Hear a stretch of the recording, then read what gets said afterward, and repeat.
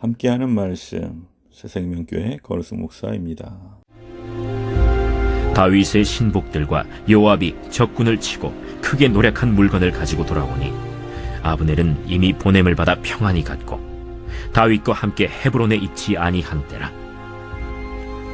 요압 및 요압과 함께한 모든 군사가 돌아오매 어떤 사람이 요압에게 말하여 이르되, 넬의 아들 아브넬이 왕에게 왔더니 왕이 보내매 그가 평안히 갔나이다. 요압이 왕에게 나아가 이르되, 어찌하심이니까? 아브넬이 왕에게 나왔거늘 어찌하여 그를 보내 잘가게 하셨나이까? 왕도 아시려니와 넬의 아들 아브넬이 온 것은 왕을 속입니다. 그가 왕이 출입하는 것을 알고 왕이 하시는 모든 것을 알려 함이니이다. 요압이 다윗에게서 나와 전령들을 보내 아브넬을 쫓아가게 하였더니 시라 우물가에서 그를 데리고 돌아왔으나 다윗은 알지 못하였더라. 아브넬이 헤브론으로 돌아오매 요압이 더불어 조용히 말하려는 듯이 그를 데리고 성문 안으로 들어가 거기서 배를 찔러 죽이니 이는 자기의 동생 아사헬의 피로 말미암음이더라. 그 후에 다윗이 듣고 이르되, 넬의 아들 아브넬의 피에 대하여 나와 내 나라는 여호와 앞에 영원히 무죄하니 그 죄가 요압의 머리와 그의 아버지의 온 집으로 돌아갈지어다. 또 요압의 집에서 백탁병자나 나병 환자나 지팡이를 의지하는 자나 칼에 죽는 자나 양식이 떨어진 자가 끊어지지 아니할지로다. 요압과 그의 동생 아비새가 아브넬을 죽인 것은 그가 기브온 전쟁에서 자기 동생 아사헬을 죽인 까닭이었더라. 다윗이 요압과 및 자기와 함께 있는 모든 백성에게 이르되, 너희는 옷을 찢고 굵은 배를 띠고 아브넬 앞에서 애도하라 하니라. 다윗 왕이 상회를 따라가 아브넬을 헤브론에 장사하고 아브넬의 무덤에서 왕이 소리를 높여 울고 백성도 다 우니라. 왕이 아브넬을 위하여 애가를 지어 이르되, 아브넬의 죽음이 어찌하여 미련한 자의 죽음 같은고? 내 손이 결박되지 아니하였고 내 발이 착고에 채이지 아니하였거늘 불의한 자식 앞에 엎드러짐같이 내가 엎드려졌도다. 하매 온 백성이 다시 그를 슬퍼하여 우니라.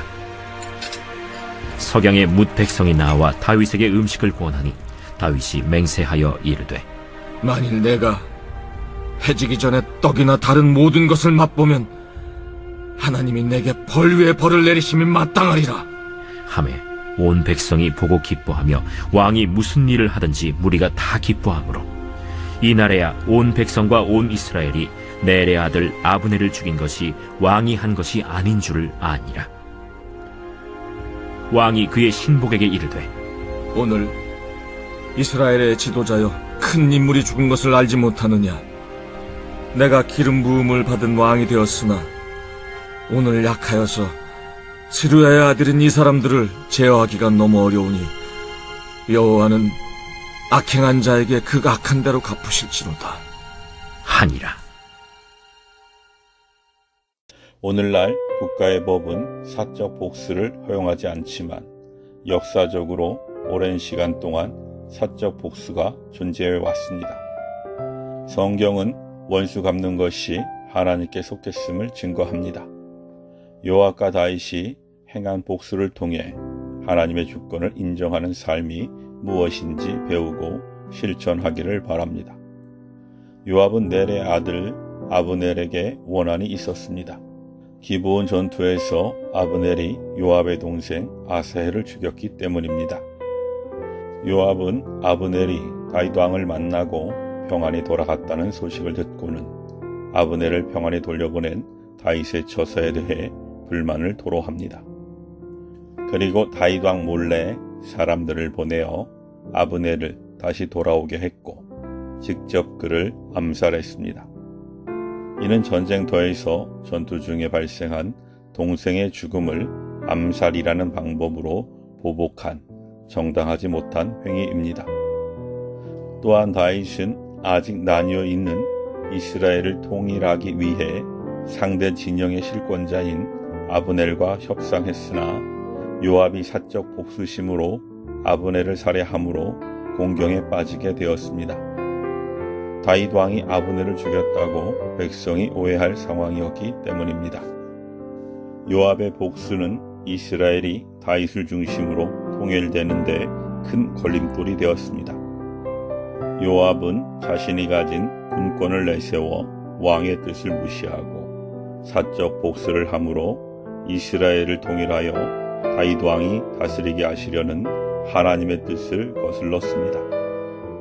다윗은 민심을 놓치지 않기 위해 여러 가지 노력을 기울여야 했습니다.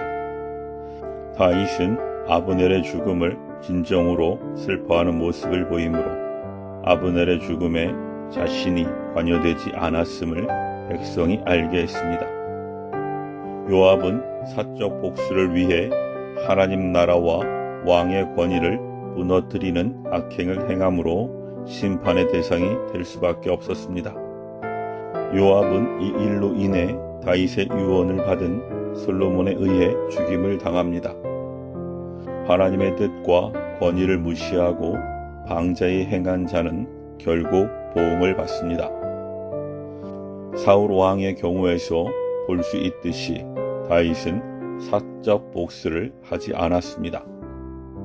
요압이 다윗의 뜻을 거스르고 아브넬을 암살했지만 자신은 왕이 되었음에도 요압을 단죄할 힘이 부족했음을 스스로 고백하며 한탄합니다.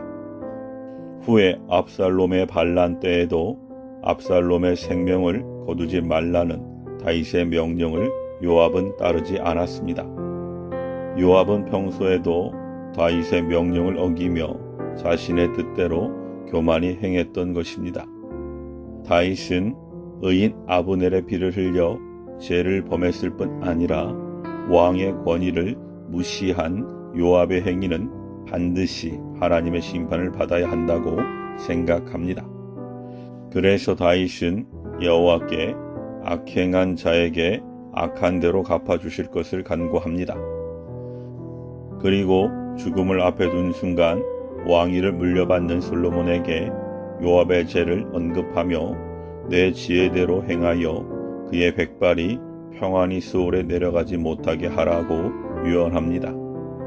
하나님이 허락하시는 상황에서 정당하게 그를 정죄하여 죽일 것을 명한 것입니다.